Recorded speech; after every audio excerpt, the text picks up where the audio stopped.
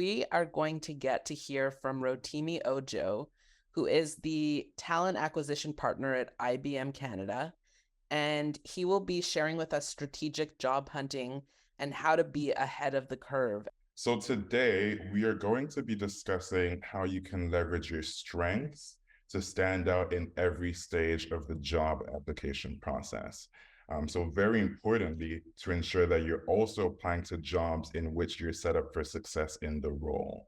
Okay, so thinking quality over quantity and also having a solid understanding of each of the roles that you apply to versus shooting out mass applications.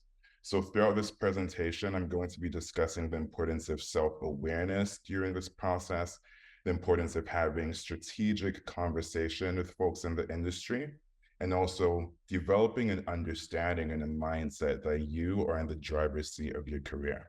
So quick agenda for today. I am going to be introducing myself very shortly. And right afterwards, I'd also love to learn of any existing strategies that folks in the room might have as they seek job opportunities. So whether it's sending 10 applications a day, doing a daily LinkedIn or Indeed search, whatever the case may be, I'd love to learn from you first prior to getting into some of the content for today. Afterwards, I'll be sharing a success framework, which has been highly beneficial in my personal recruitment efforts. So when I was a student applying for internships, when I just graduated applying for full-time roles, and a framework that now, of course, also influences my career in recruitment and some of the candidate strategies which stand out to me as I review applicants to IBM. My goal for this session is to share some of the tips that have allowed me to be successful so that you can also do the same. Prior to graduating, I received offers from Dell, from DocuSign, and from Salesforce. I reached the final stage of interviewing at other top tech companies, and now I'm recruiting candidates from these very same companies and other industries across Canada to join IBM. On a more personal note, I thrive when I'm connecting with different communities through opportunities like this, because again, my goal is to help other individuals lean into their strengths and embrace the lows just as much as the highs on a personal journey, which is oftentimes daunting to many. So the first comes down to planning. And this, for me, I think is a really foundational aspect of the job application process because it's about a mindset shift.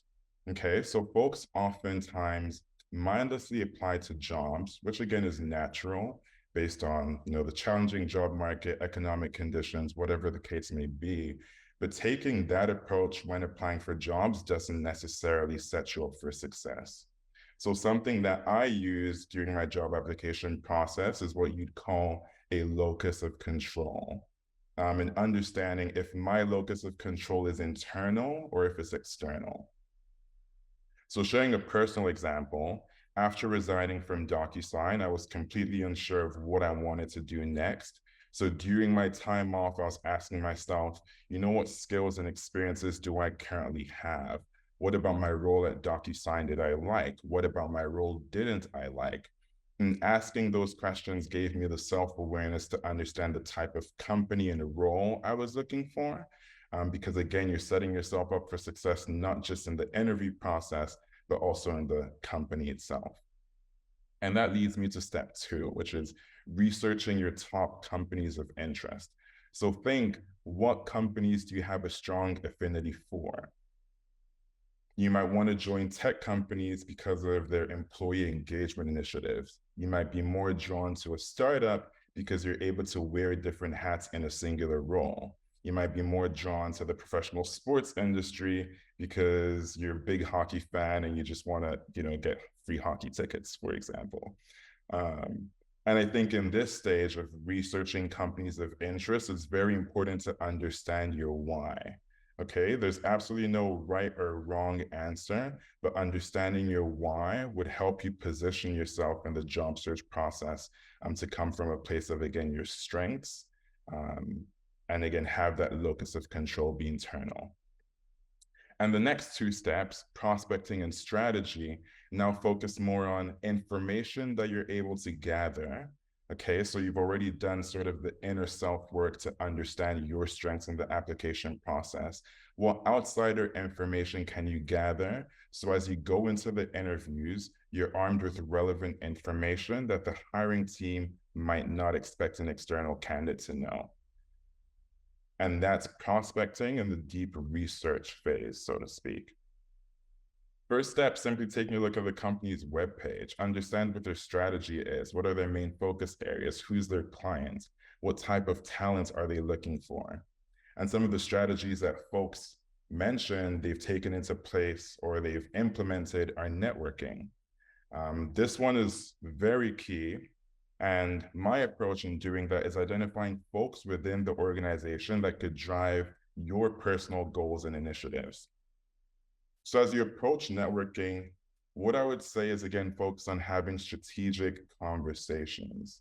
So you want to gather information so you have a deeper understanding of the nature of the role you're applying for, what some of the challenges might be in the role, on the team, in the organization, what the growth opportunities might look like as well. Because many times insider information might differ from information that's publicly available. Now, going into step 4 is really where you're applying all the information that you've acquired from step 1, reflecting on your experiences and your skills, your strengths, and also your weaknesses. Step 2, researching what companies you have an affinity for, whether that's in the tech industry, startups, government organizations, and understanding your why. Step 3, having had conversations with folks in these different organizations and different industries to better understand what they're looking for. And then step 4, applying all that information to ensure that you have a unique value proposition. Awesome. Thank you so much, Rotimi, for taking the time to share your awesome presentation. Andy, do you have a few words? No, just another thank you so much, Rotimi. It was really insightful. I loved how you broke it down step by step. We have these conversations all the time, and I love that you simplified it in an outline form that was very easy to follow, and I learned a lot as well. I love that question of why now. I don't think enough people ask that, and it really is a piece that that addresses the why am I the right fit for this role at this current moment, or am I the right fit for this role at this current moment? And I just loved how you framed that. So thank you so much. Thank you.